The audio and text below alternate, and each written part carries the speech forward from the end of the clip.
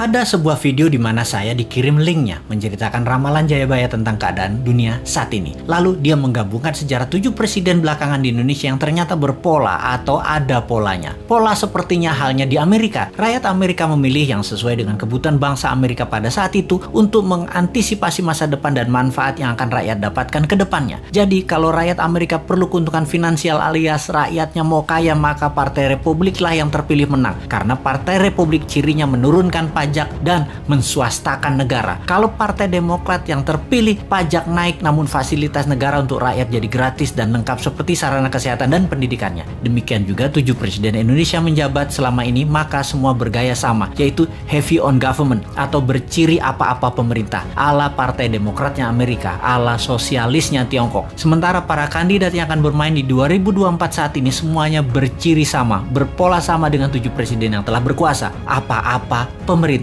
Hanya Bosman Sontoloyo yang punya konsep heavy on swasta atau menswastakan kegiatan membangun ekonomi terbesarnya dan menurunkan pajak konsepnya seperti Partai Republiknya Amerika. Untuk hal ini memang kembali ke masyarakat karena konsep menswastakan pemerintah belum pernah terjadi sebelumnya, atau mengikuti swasta terutama UKM dalam porsi besar lebih dari 80% ekonomi belum pernah terjadi sebelumnya dalam 7 pemerintahan yang telah berjalan. Selama ini memang tenaga kerja 96% diserap UKM, namun ekonomi UKM hanya 40% saja dari porsi ekonomi nasional. Sisanya adalah anggaran pemerintah dan oligarki. Sudah 7 presiden polanya ya seperti ini. Belum pernah UKM naik kekuatannya menjadi menguasai ekonomi ke 80% atau naik 100% dari sekarang, atau 2 kali lipat kekuatan ekonomi saat ini yang bisa membuat GDP per kapita naik dari $4.000 menjadi $8.000 dalam sekejap. Sungguh, kalau mau UKM menang, juga pajak turun. Ya tidak pakai siapapun yang mencalonkan di 2024 yang saat ini ada di etalase calon presiden. Tapi entah bagaimana,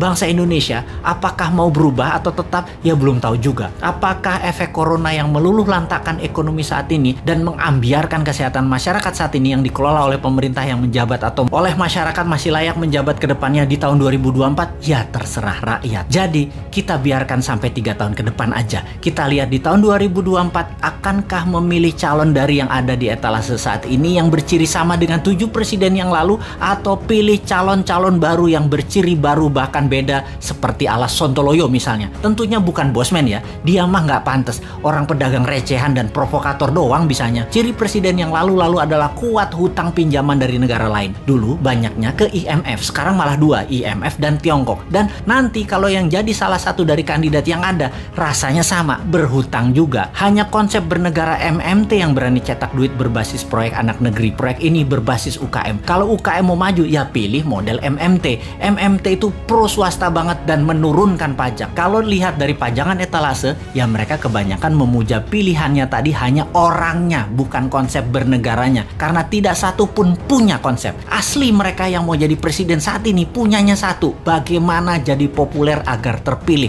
Mek ngono tok ilmunya. Bener deh, bagaimana supaya Anda memilih mereka? Citra aja dibenerin, bukan konsep yang mereka jual. Kalau Bosman, citranya kan kampungan, provokator, komentarnya norak, kulitnya hitam. Jadi karena karakternya nggak bisa dijual, maka dia jual konsep. Itu pun norak. Mainstream ya tetap maunya ngutang asing. Yang anti hutang asing kecil banget, yang mendukung UKM malah nggak ada. Akhirnya UKM-nya senang ngutang juga kalau cari duit. Kapan berubahnya bangsa ini? Begitu kuat doktrin minjem itu di kepala semua pejabat sampai UKM-nya pun tidak ada alternatif lain. Kembali ke video yang linknya saya dapat dan saya nonton, ternyata Satrio Piningit atau kesatria yang dipingit itu keluar ketika ada goro-goro atau malapetaka dahsyat menghancurkan negara dan dunia. Saat ini virus corona dianggap goro-goro. Lalu ketika goro-goro terjadi, ada kesatria yang suaranya saja muncul, wajahnya dan penampilannya dipingit tidak muncul, yaitu Bosman. Jadi kesatria yang dipingit tadi adalah kesatria yang terus-menerus memberikan arahan, solusi, dan sosoknya dipingit, diumpetin, yang penting pesannya tercapai. Lalu pola kepemimpinan nasional yang lengkap menjabat. Pak Karno itu Majapahit atau Jawa Timuran, Pak Harto itu Jawa Tengah atau Mataraman, Pak SBY itu Majapahit, Pak Jokowi itu Mataraman, dan Bosman itu Jawa Timuran Majapahit. Begitu pola penggantinya seharusnya. Habis Mataram ya Majapahit. Dan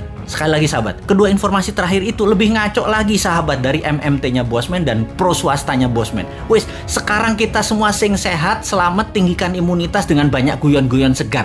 Jangan urusi Bosman. Bosman memang jancuk.